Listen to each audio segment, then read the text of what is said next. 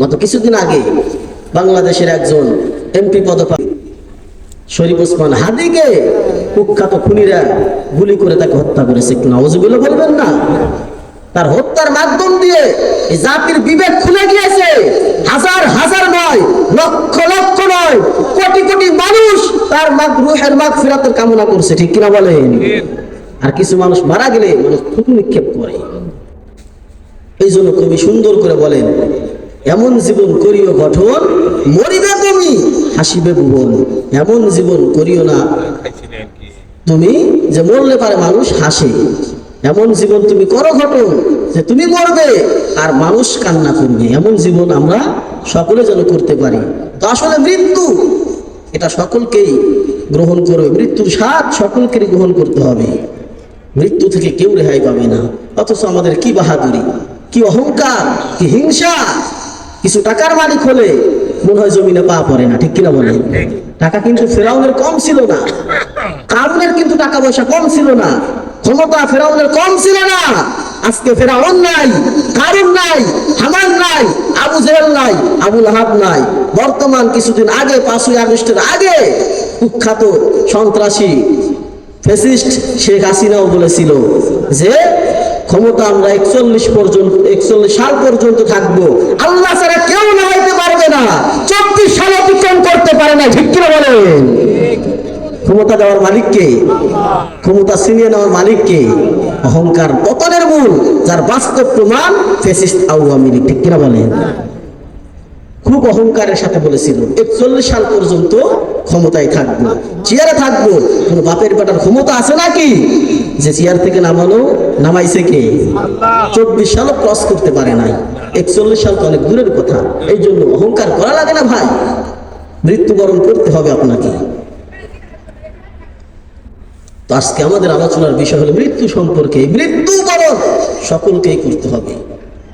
মৃত্যুর কোনো কি নাই, সিরিয়াল নাই। আছে বাপের আগে ছেলে মারা যায়, ছেলের আগে নাতি মারা যায়।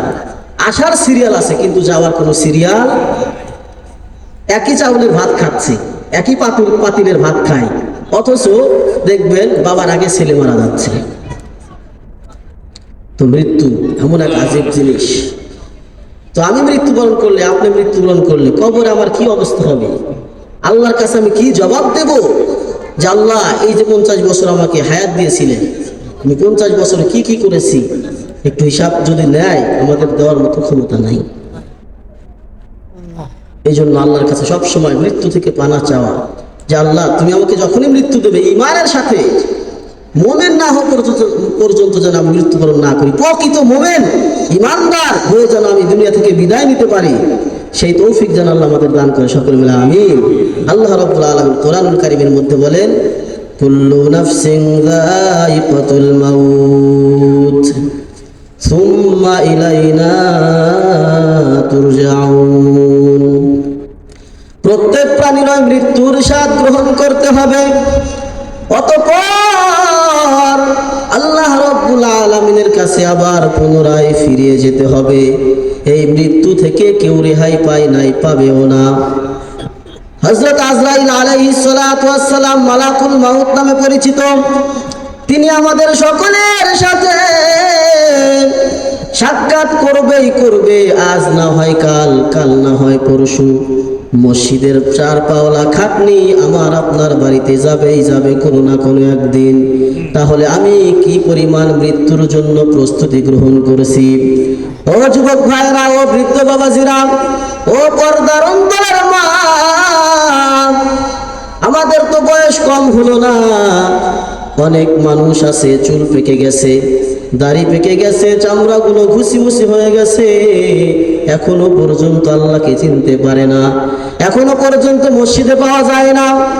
অথচ চুল পেকে গেছে, দাড়ি পেকে গেছে, ওই ব্যক্তি যদি মৃত্যুবরণ করে আল্লাহ রাব্বুল আলামিনের সামনে কোন মুখ নিয়ে দাঁড়াবে? আল্লাহ রাব্বুল আলামিন আমাদের প্রত্যেকটা সেকেন্ডের হিসাব নেবেন, প্রত্যেকটা মিনিটের হিসাব নেবেন, প্রত্যেকটা দিনের হিসাব নেবেন, প্রত্যেকটা সপ্তাহের হিসাব নেবেন, প্রত্যেকটা বছরের হিসাব নেবেন।